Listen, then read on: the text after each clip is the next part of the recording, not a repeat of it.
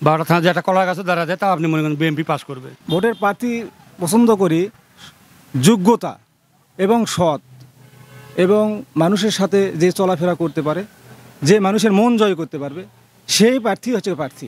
জাতীয় পার্টির দেওয়া আছে, আওয়ামী লীগের দেওয়া আছে, বিএনপি 4 ফিরে দেওয়া হলো। এই ফিরে জামাত উঠুক, ইসলামের রাষ্ট্র চালু হোক। যত তাড়াতাড়ি নির্বাচন হবে তত তাড়াতাড়ি দেশটা খুব সুন্দর শৃঙ্খলভাবে দেশটা পরিচালিত হবে।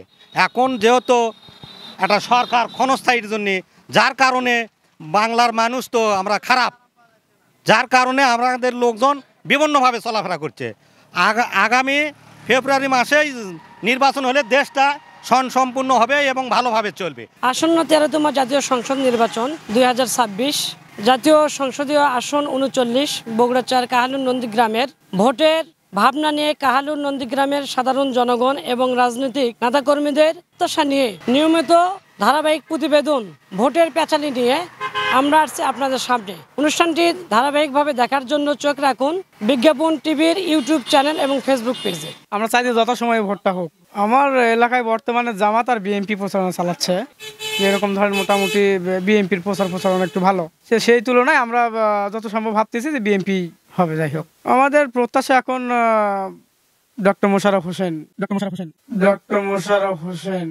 যে সমাজে ভালো কাজ করবে সেই ধরনের প্রার্থীকে আমরা চাচ্ছি বেশি।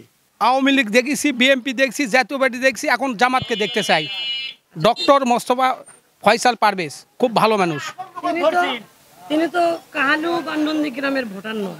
না হলো আমরা একজন ভালো প্রার্থী পাচ্ছি, তাকে আমরা সবাই ভোট দেব। তিনি একজন বড় শিক্ষিত এবং মানুষের উপকার করে, মায়েরা ধরে খাবে না, কোনো চাঁদাবাজ থাকবে না, দুর্নীতি থাকবে না, এই হিসাবে আমরা দেখতে চাচ্ছি তাকে। এমপি হওয়ার পর তো তিনি নিজেও দুর্নীতি করতে পারে, তখন তাকে দেখবো। সেটা মানে দুর্নীতি যে করবে না এরকম নিশ্চয়তা আছে কি? আছে ইনশাল্লাহ, আমার তো জানি যে নিশ্চয়তা আছে, কোনো দুর্নীতি করবে না, দুর্নীতির সাথে তার জড়িত নাই। এ যাবৎ উনি একজন তুরস্ক বিশ্ববিদ্যালয়ের শিক্ষক ছিলেন, আমরা জানি যে উনি ভালো মানুষ একজন। তারপরেও যদি দুর্নীতি করে তখন সেটা দেখা যাবে, এখন তো না দেখা, পরীক্ষা না করে তো আর বলা যাচ্ছে না। আগে ছিল বিএনপির ঘাঁটি, সত্য বলতে কি বিএনপি, আমরাও বিএনপিরই ভোট করছি, কিন্তু এখন আর সেটা নেই। এখন আগে যারা জামাতে ইসলাম করতো তারা কি বিএনপিকে ভোট দিত? বিএনপিকে ভোট দিত। এখন জামাতে ইসলাম না দিবে না। সেজন্য মনে করেন এবার জামাতে ইসলাম ক্ষমতায় আসবে ইনশাআল্লাহ, আশা করা যাচ্ছে। কিন্তু বিএনপির তো নিজস্ব ভোট ব্যাংক রয়েছে এখানে, আছে, তারা তো বিএনপিকে ভোট দিবে। যারা বিএনপি আছে তার বিএনপি থেকে ওই দাড়িপাল্লা কাটে আসছে। আওয়ামী লীগের যারা সাধারণ ভোটার আছে তারাও ইনশাল্লাহ দাড়িপাল্লাতে ভোট দেওয়ার পরিকল্পনা করছে। আমরা সাধারণ লোকজন এবার দাড়িপাল্লাই দেবে ইনশাল্লাহ। আমাদের উত্তরবঙ্গে যে 12টা বগুড়া জেলায় যে 12টা থানা যে একটা কলা গাছে দাঁড়া যায়, তাও আপনি মনে করেন বিএনপি পাস করবে। আর সামনে পুরোপুরি আমরা আশাবাদী, শুধু ওই বগুড়া ডিস্ট্রিক্ট না, সারা বাংলাদেশে 250-র বেশি আসন আপনি মনে করেন যে বিএনপি থাকবে, পাশাপাশি অন্যান্য যেটা দল থাকবে সেগুলা।